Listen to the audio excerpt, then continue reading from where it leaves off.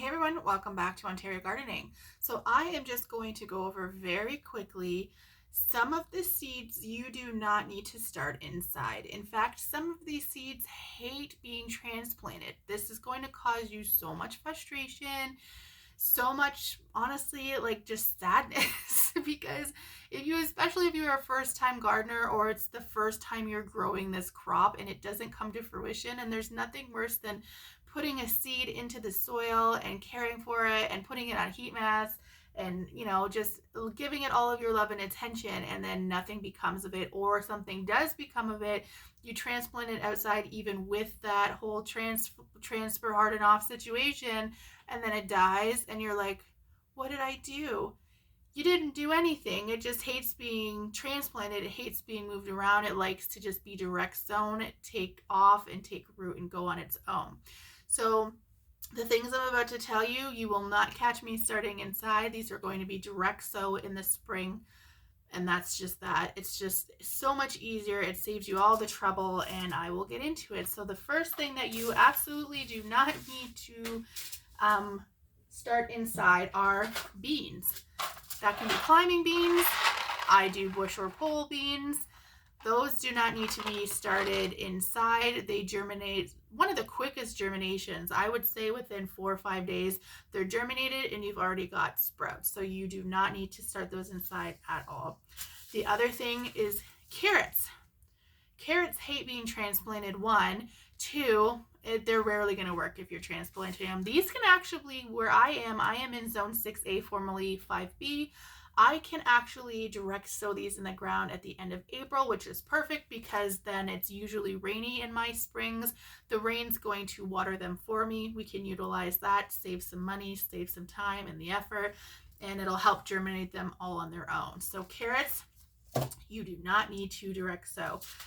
Anything that grows underground as a root vegetable does not need to be started inside. Radish is one of them. I mean, radish, honestly, most radish varieties are grown within 40 days. And that's from planting the seed, and then it usually takes about 40 days after to get fruit. Radishes grow simple inside, quick turnover. You do not need to start those inside. Turnips would be another type of root you do not need to start inside. Beets. Beets don't like to be started inside. They take off and go just as well outside. Kohlrabi. If you grow kohlrabi, a lot of people don't know what that is. Rutabaga is another one. They don't need to be started inside. One of the things we talked about in my last video, and I should have mentioned in that video, is onions, onion seeds. So we're talking Spanish onion, yellow onions, cooking onions, bulby type onions that come, grow underground. Those are started inside for better crop. The onion sets do not need to be started inside. Those get direct sown in spring.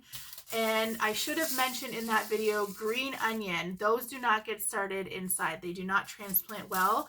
Those are you're going to want to start just direct sown in the ground. And the crazy thing about green onions, and not a lot of people know this, is once the green onion has grown, you can actually snip it and leave about an inch or so from the surface of the soil, and it'll actually grow you a second round. So some people will just pull them right out and chop them up and preserve them or eat them that way. Snip them down, use it, and get one more crop out of it. So yeah, those don't need to be direct sown at all. Potatoes are another one. If you've got they don't need to be started inside. Potatoes are another one. If you have your potatoes with their eyes and their sets going, direct sow those. Don't need to start them inside. And one of the other things that I could think of at the top of my head, there's a lot of flowers. I've said this before, I'm not a flower connoisseur. I can't exactly tell you. There's a lot of things, wildflowers that you could just sprinkle down and they'll grow no problems. But corn, when we're talking about fruits and vegetables, they don't really need to be started inside. I've never personally done that before. This one is an 80-day variety. A lot of them don't go over 80, 90, 100 days. So you can get away with direct sowing these outside, and they just grow better outside than trying to transplant them. For good measure, I am going to add a couple of things. Mint. So mint needs to be started inside because it is a 90-day crop. The reason that it made this list is mint in certain areas spreads like wildfire. It will take over everything. It will be everywhere. You're going to hate it. A lot of people actually will start mint in a small pot, and then they will actually bury the pot in the ground. And this way there's no spread, there's no anything, because it's contained and it's easy. We don't really have to worry about it too much. Like I've accidentally sprinkled mint seeds by accident and nothing really came up. So like the following year, we get very cold, harsh winters here, so it kind of pretty much kills it off. But just be fair warned with this. And if there is a slight chance that you think it could be like another warm winter, just grow them in a pot. Like, I just save yourself the hassle. The other thing to note is I was following along. If you follow my garden videos at all, or any of my garden tours, was it last year or the year before? I took two different crops, cucumber and zucchini, because both of them grow really fast once those transplants hit the ground. Zucchini is one of the first things I harvest out of my garden, with the exception of like the quick ones like radish and stuff like that. I put it to the test. Where I am, I usually start zucchinis and cucumbers specifically the first week of May to transplant out 3 weeks later at the end of May, because my last frost is May 24. So I thought to myself, does 3 weeks really make that big of a difference? And I put it to the test. I started a whole set of zucchinis and cucumbers the first week of May, like I was supposed to, let them grow in my greenhouse, brought them outside, planted them for the end of May. And at the same day that I planted those plants that I had started inside, I direct sowed a second set of cucumbers and zucchinis.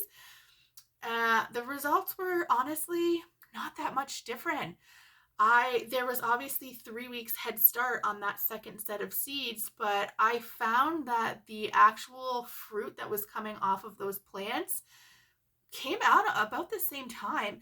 And it was actually nice too, because I had a succession. So I was picking off, say, my cucumbers, and then about a week or so later I was getting that second set of cucumbers off of the plants that I had just direct sown. So, I mean, do you? I'm only just saying, if you find that you're out of space in your greenhouse, or you're out of time, or you just don't want to, zucchinis and cucumbers specifically that come to my mind do not need to be started inside. You can direct sow those if need be. So that's all I have for you today.